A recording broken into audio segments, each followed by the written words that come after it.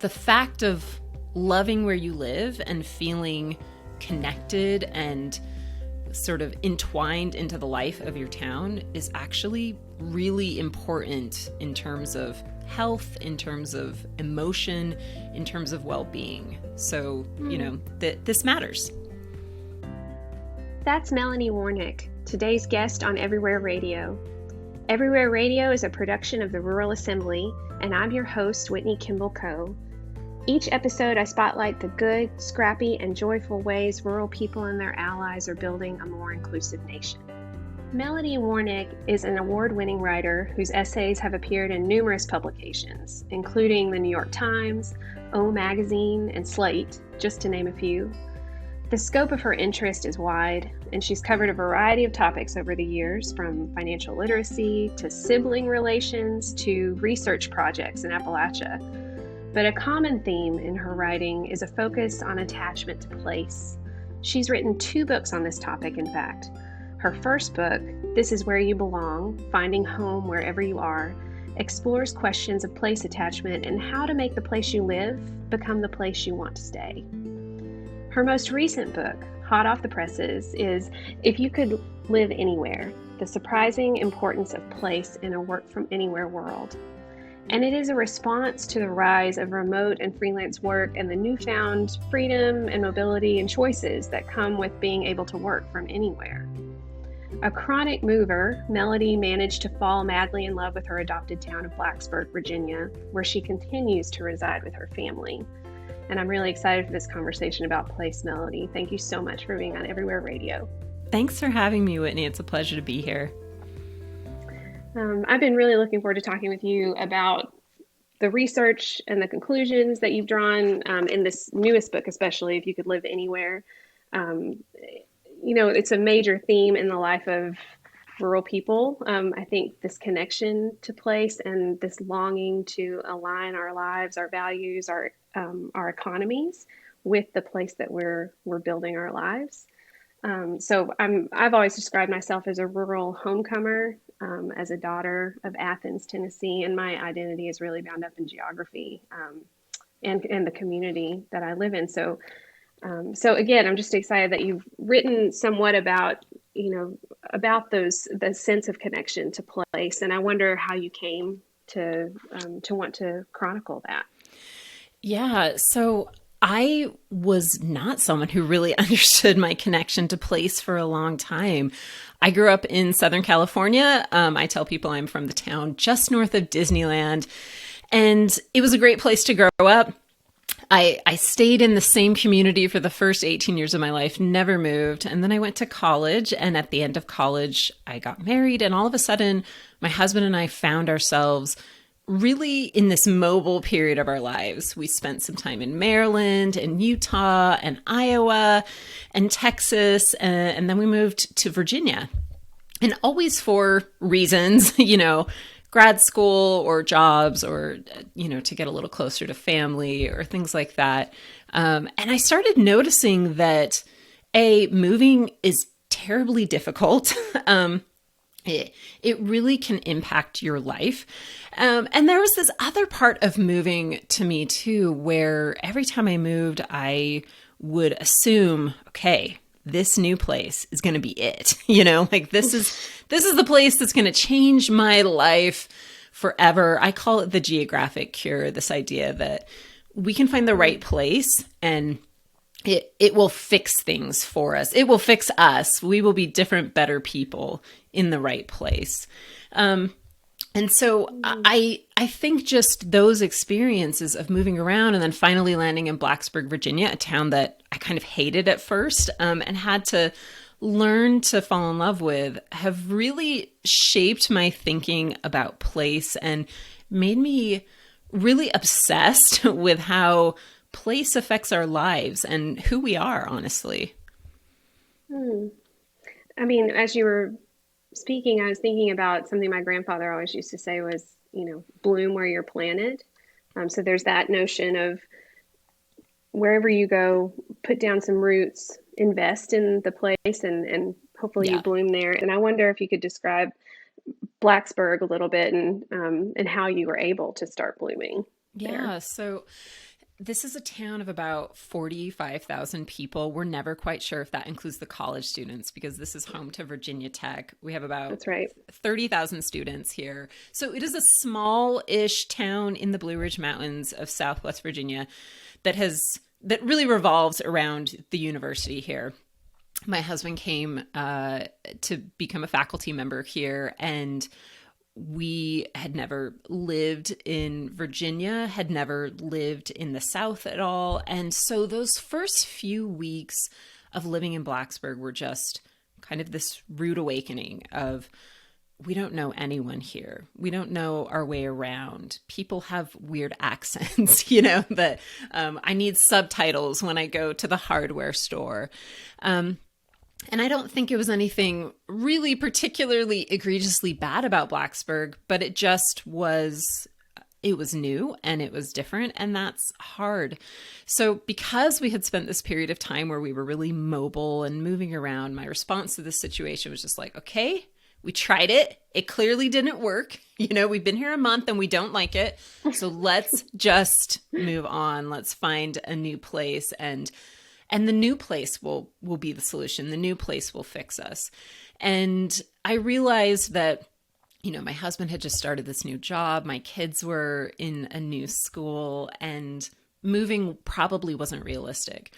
And so I started to think about what has to happen for me to feel like this is home. What is the process here?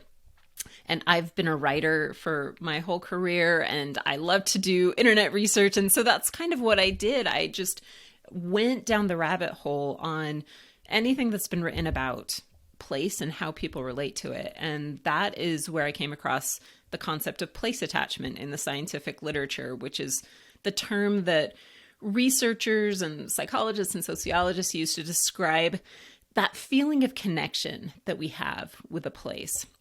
So I call it, that there's no place like home feeling, the feeling that this is where I belong. This is my community. These are my people. And it has a lot of really positive benefits for us. I think one of the things that's been interesting as I've written and spoken about this is that particularly for people who live in kind of underdog places, which are often small towns, the Midwest, places that people may feel are ignored by the larger community, understanding place attachment really gives kind of an evidence base to why we care about these places, why you might stay in a community that maybe doesn't have all the amenities of a larger place, but why it matters. And it can have lots of positive benefits for your life, increases in self-esteem and social capital. It's good for your health. It's good for your longevity. And so the fact of loving where you live and feeling connected and sort of entwined into the life of your town is actually really important in terms of health, in terms of emotion, in terms of well-being. So, this matters.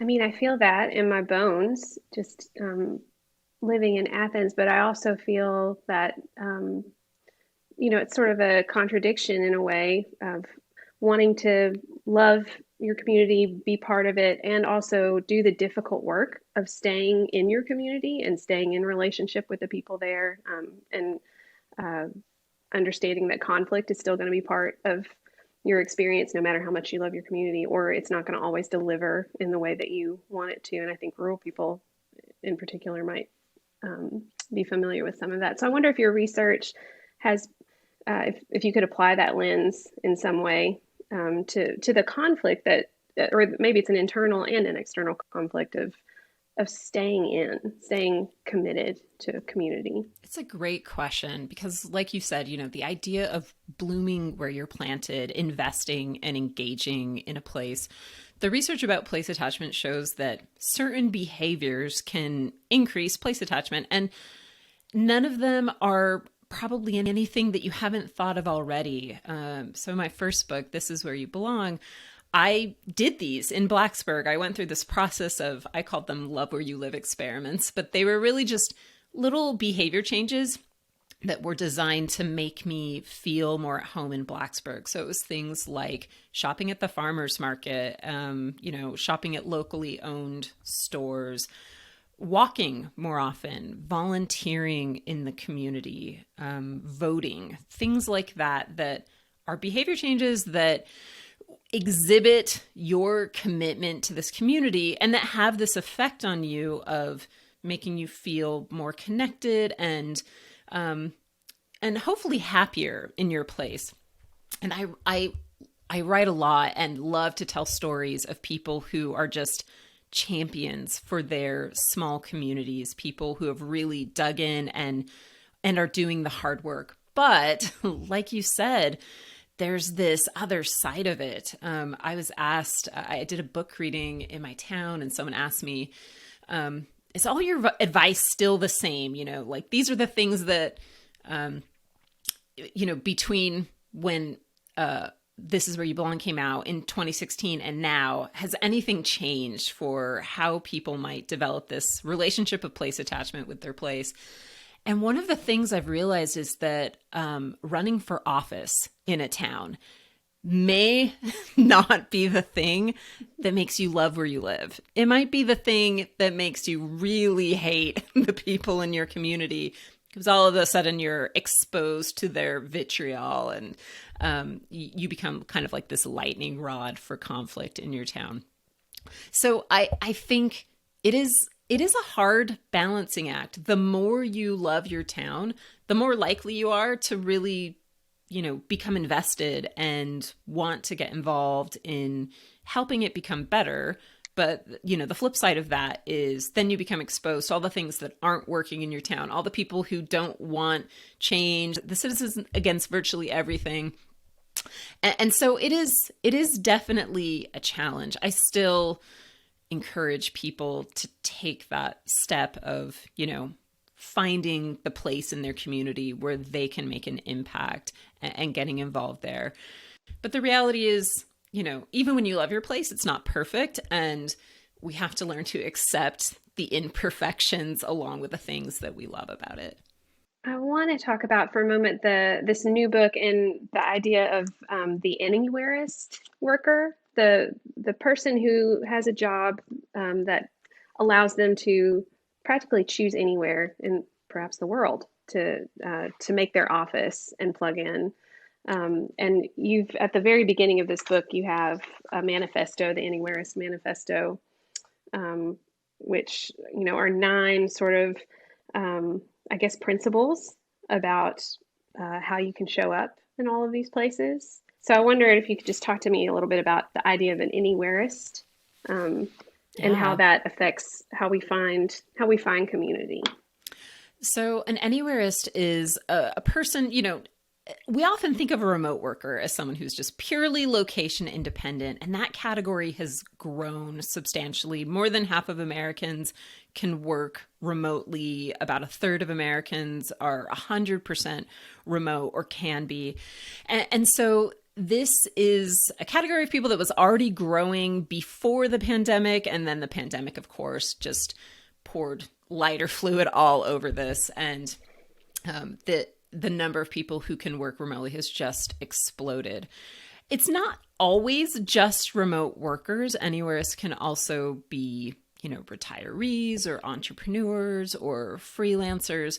And I also think that even for people who have, quote unquote, regular jobs, most of us have Anywhereist moments in our lives, moments where we are at some sort of pivot point in our journey. Maybe we just graduated from college or we're considering a career change.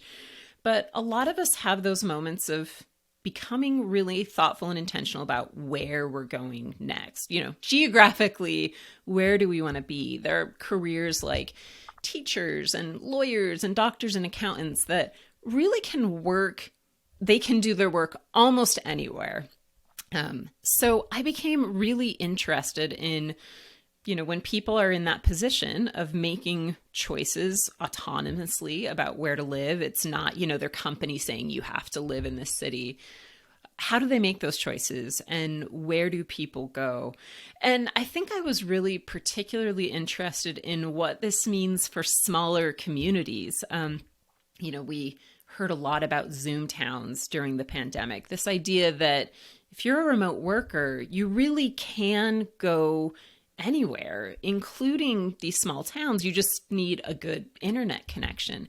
And so I think this was, a moment of opportunity for a lot of smaller communities and people who live there to say, hey, consider us, We're not a big city, but we may be able to offer you exactly the quality of life that you're looking for. And, being in a huge career mecca doesn't matter for you as much. So think about other things. And so I was curious about what that looked like and how people can think about place in relationship to their career. We'll be right back after this from the Daily Yonder. Hi, I'm Xander Brown with the Daily Yonder. Check out the Yonder Report, a weekly podcast rounding up the latest rural news. Produced by the Daily Yonder and Public News Service, you can listen and subscribe wherever you get your podcasts. And now, back to Everywhere Radio. And why would people be wanting to go to smaller places maybe, or those towns that aren't necessarily within clusters of innovation and capital exactly? Well, I think that there are really two main things that people are looking for when they're considering a move. First is affordability. And as inflation increases and real estate prices keep going up and up, affordability becomes more and more important for people who are considering a move. And that's something that a lot of small towns excel at. The idea that someone who's living in San Francisco or New York or a major city can relocate to a smaller community, take their job with them, and it's like they just got a 300% raise because the cost of living is so much lower. The other thing that a lot of people are looking at and that matters for most people is simply quality of life. And quality of life is one of those sort of nebulous terms that can kind of mean a lot of things to a lot of different people. So I like to think of that as, do you have access in your daily life to the things that make you happy? And for a lot of people, that's things like access to nature, which small towns are often great at. Or, access to a sense of community. Small towns can be really good at that too. So this is kind of a reconsideration of, you don't have to go to New York or to Silicon Valley to launch your business or start your career. You can do those things in a smaller community and have the benefits of a less expensive place and a place that lets you lead a happy life. I think the other part of your question, don't you want to live in a city that offers an economic cluster? I think that people do want to live in places where there are jobs. Research by Ben Winchester, who is the guru of all things rural, shows that people want to live in a radius where, if something falls through with their remote work job, they have access to other career paths. But I think also there is, we can think differently about how our communities and especially small towns can support us in our work. I shared a lot of examples of this in my book. For instance, I share the story of Janae Allen, who was a woman living in Santa Cruz, California with her husband. And she dreamed of opening a sourdough bakery. This was her hobby, making sourdough bread. But California was just so cost prohibitive. She just knew that she couldn't manage that there. And finally, they had this aha moment of realizing that their jobs would allow them to work someplace else. Janae was a reading specialist at a school. And, there are school systems all over the country. And so she and her husband went on this big road trip around the country, and they ended up settling in Graham, North Carolina, which is a small community not far from Greensboro. And for the first time in their life, they could afford to buy a house, but also the community was so welcoming and supportive that it helped Janae get her sourdough bakery off the ground. She was invited to, bring spread to a meeting of community leaders, and people loved it so much that that turned into an invitation to sell at the farmers market, and that turned into other opportunities. So now this is her full-time job, and I really think she credits it to being in this community, a small community that supported her and enabled her to live this dream. And it's not what probably anyone would think, I'm going to move to this small town in North Carolina and become a wild success in my business. But the fact of making that move was really what made it possible for her. I wonder in your research if you've come across, data that tells us if this opportunity of mobility and choice is for everyone.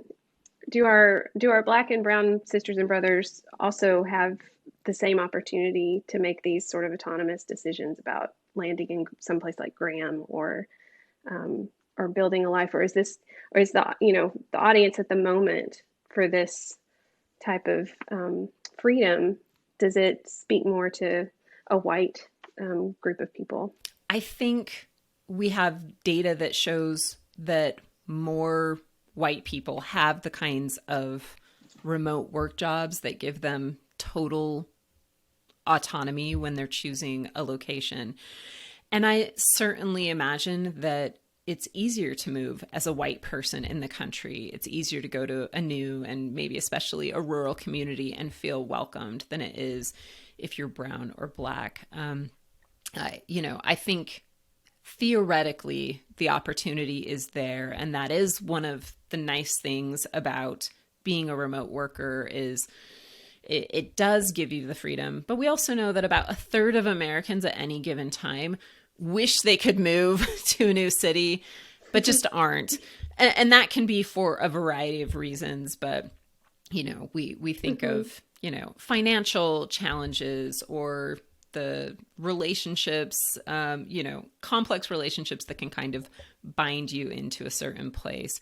The other thing that I think about is, I think if you have a job and all of a sudden your boss comes to you and says, we're going all remote, you don't need to stay here anymore. I think for a lot of people that provides this kind of stress and pressure of, oh my gosh, I need to take advantage of this freedom. I guess I need to find a new place to live. And not everyone, white or Black or brown, needs to move just because they can. My first book talks all about the benefits of committing to a place and how much good that does for you. The second book talks about being intentional when you are in those moments of choice. And I think both things can balance. So when someone is, having that Anywhereist moment of, should we move? That's really the first question. Do we need to move just because we can? What are we losing if we leave our community? What kinds of social capital and relationships and networks are we leaving behind? Some people will decide to move anyway. The lure of living in a less expensive place or maybe a slower paced place or, whatever they're looking for, it's easier for them to find that elsewhere. But it isn't a given necessarily. Mm-hmm.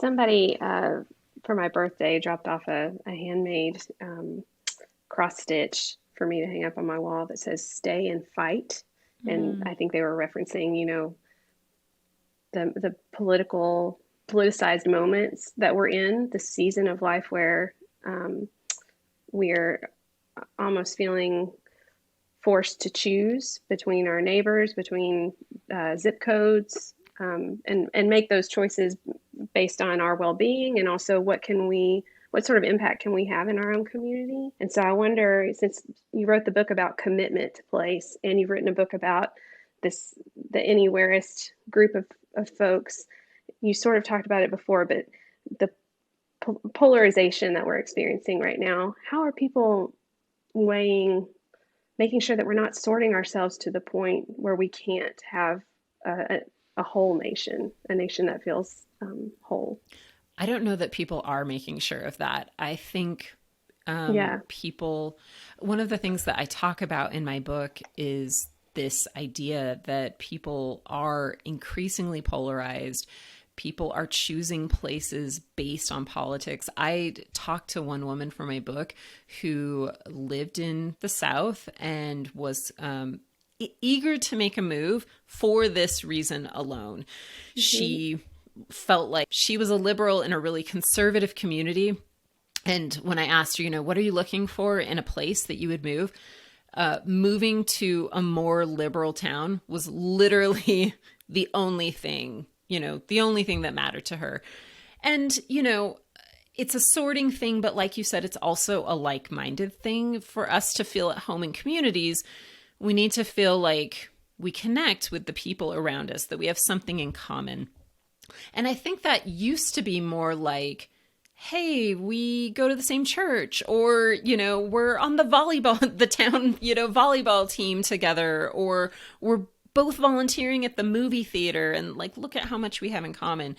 And now it seems way more about politics. And I get that, like I feel that, I live in, a place in the South where, college towns always skew a little liberal. And this is a slightly liberal college town in the midst of a pretty deep red rural area. And, a lot of rural spaces are known for being conservative. And if you're really liberal and you move to a conservative area, it means you're going to be in conflict with the people who live around you to a certain extent, that you might not agree with political decisions. You might find yourself, stressed out or frustrated on the regular. So it is a really hard choice. I encourage people in the book, one of the things I encourage people to do is look for purple places, places that are still a decent mix. I would never want people to just create their own echo chambers geographically by moving to a city where, that you're in the majority and everyone's going to agree with you. But it is hard. And, I think it's just going to get harder, honestly. That was a big change from the first book to the second book. I don't think that people thought this way when they were moving 10 years ago. Like, it certainly never crossed my radar in any previous move that I ever did. But I think it is something that probably most people are at least looking at and thinking about. Yeah. So you mentioned Ben Winchester, and I know he's done a bit of work on this, and so have numerous other people talking about the potential for rural revitalization through this kind of renaissance of remote workers and people being able to live where they want to live. And I'm wondering if the data is showing us that this is something we can hang our hat on and say, yes, this is a North Star for rural communities, that this influx of people, anywhereists, or who want to choose to live where they do, that this is something that we can really hang our hats on, or is it overblown at this point, an overblown hope? Well, I think what the research is showing is, that when we look at broad swaths of data for the entire country, we are seeing some mobility more to smaller cities. So people are downsizing in terms of, the population size of their place. They may not be taking it all the way to a small or a rural community. But what I do think we're seeing is one-off stories of people who have made this choice, people like Janae Allen.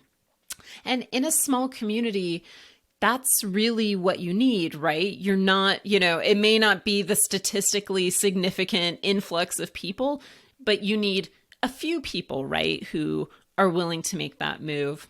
One thing that I think is really interesting is the growth in programs of offering cash in exchange for remote workers moving to communities. Tulsa Remote really pioneered this in 2018, and lots of smaller communities have started to copy it because it's a great marketing tool. You know, it's a gimmick to get people to pay attention. Hey, remote workers, if you come to our community, we will give you, you know, cash money, or we'll give you free land, or we'll help you pay off your student loans. I talked to a couple in for the book, If You Could Live Anywhere, who were living in Orlando, Florida. And really one of their main frustrations was just how big this city was, how much traffic there was, and how expensive real estate was. So they saw an ad for remote Shoals. The Shoals is an area of northern Alabama near the Tennessee border. And that was what they were looking for. They wanted a slower pace of life. And so they relocated with their son and are really happy in, you know, maybe not a super rural community, but definitely a lot smaller than what they were used to. So, you know, I think this is happening. I certainly anecdotally know of a lot of people who are relocating from cities to smaller towns. You probably know Alyssa Hessler of Urban Exodus, you know, and this is kind of the dream for a lot of people who have been living in cities, and they're really attracted by that idea of a small town.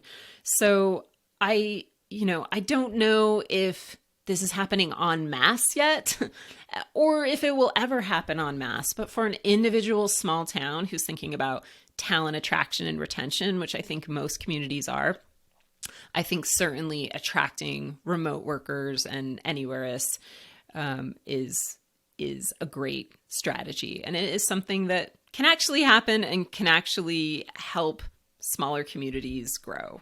So you've written a book kind of about commitment and, you know, being in it for the long haul. You've written about this Anywhereist moment that we're in. And I wonder if you're already working on a third volume. And I'm not sure what it would be about, right? But this is part of a continuum of, you know, how are we experiencing place? What is our relationship to it? How does it make for a quality of life? All of those things. It's funny because when I wrote the first book, I had been a freelance writer for years and just kind of felt like, okay, now I'm a book author and I'm going to write this book about, you know, moving and place. And then I'm going to move on to other topics because, like you mentioned in your intro, I've written about a lot of different things, but I became just completely immersed in this idea of place, and especially, you know, doing speaking engagements across the country.